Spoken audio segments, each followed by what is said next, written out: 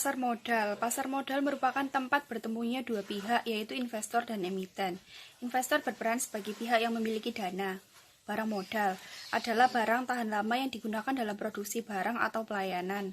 Barang modal dibedakan menjadi modal berwujud, modal sosial, dan modal tak berwujud. Macam-macam barang modal. Modal fisik atau berwujud ialah barang yang digunakan sebagai input untuk memproduksi barang dan jasa di masa yang akan datang.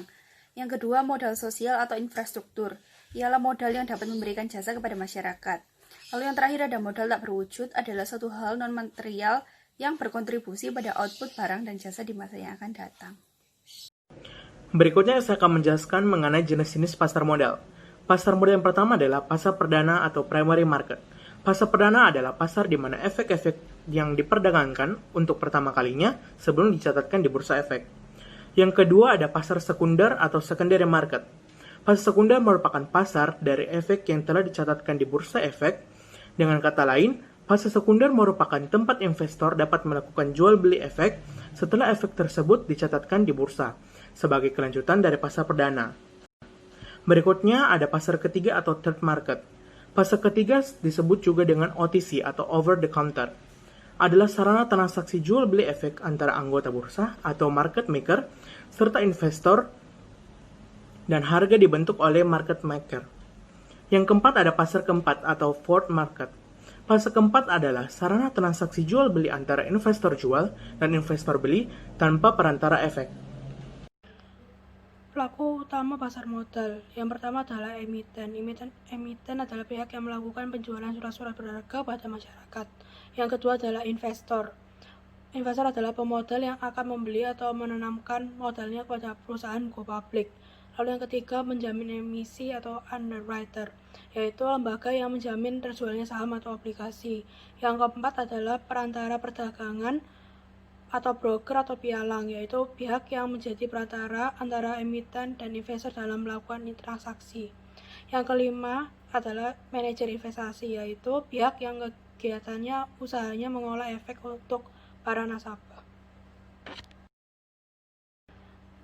Instrumen pasar modal. Yang pertama adalah saham. Saham adalah satuan nilai atau pembukuan dalam berbagai instrumen finansial yang mengacu pada bagian kepemilikan sebuah perusahaan. Yang kedua adalah obligasi. Dapat dikatakan sebagai surat utang jangka menengah panjang yang dapat dipindahtangankan. Berisi janji dari pihak yang menerbitkan untuk membayar bunga pada periode tertentu dan melunasi pokok utang pada waktu yang telah ditentukan kepada pihak pembeli obligasi tersebut. 003. Instrumen pasar modal.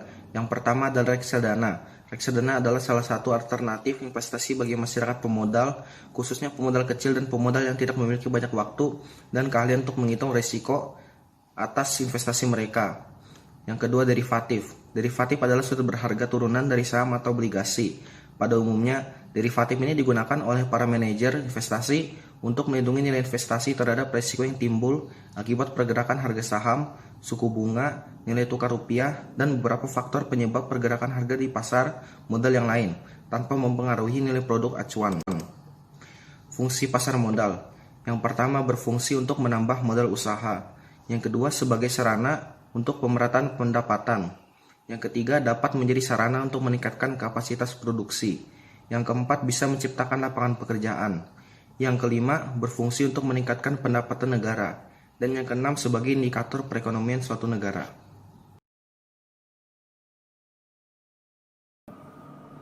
Pasar modal dalam negeri adalah pasar modal yang ada di dalam negeri atau pasar modal yang merupakan milik Indonesia. Beberapa lembaga dan struktur pasar modal yang ada di Indonesia yaitu Otoritas Jasa Keuangan, Bursa Efek, Perusahaan Efek, Lembaga Clearing dan Penjaminan, serta Lembaga Penyimpanan dan Penyelesaian. Selanjutnya, saham PTS Hardware, di mana PTS Hardware Indonesia juga termasuk dalam instrumen pasar modal saham. Hal ini karena saham bisa diartikan sebagai sertifikat bukti kepemilikan suatu perusahaan, sehingga di mana pemilik saham memiliki hak klaim atas penghasilan dan aktiva perusahaan, dan semua orang bisa membeli saham dari PT tersebut. PTS Hardware ini juga sudah termasuk dalam LQ 45.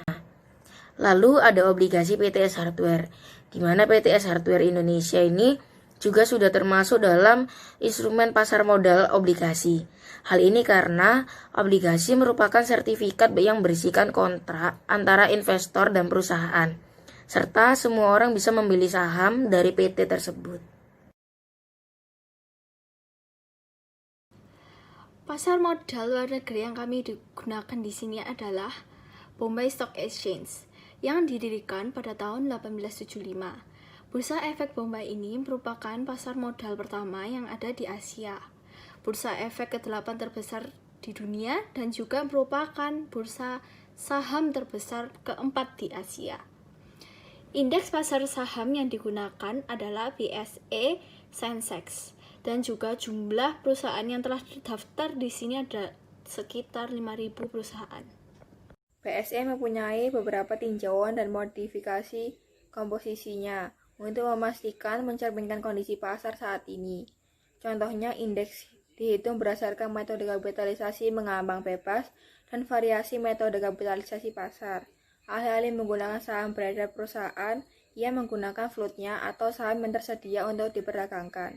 Pada tahun 2017, BSE melaju pesat di mana market cap BSE pada saat itu sudah mencapai 2 triliun US dollar. Pertumbuhan kapitalisasi pasar yang mencapai 29,4% year to date membuat BSE menjadi pasar modal keempat dengan kapitalisasi pasar terbesar di Asia Pasifik. Selain itu, pertumbuhan indeks BSE juga melaju sebesar 20,32%. Hal ini dikarenakan perekonomian India yang bertumbuh sangat tinggi sehingga inflasi menjadi rendah. Di mana ketika itu suku bunga mereka bergerak turun dan membuat pasar modal mereka menjadi semakin menarik.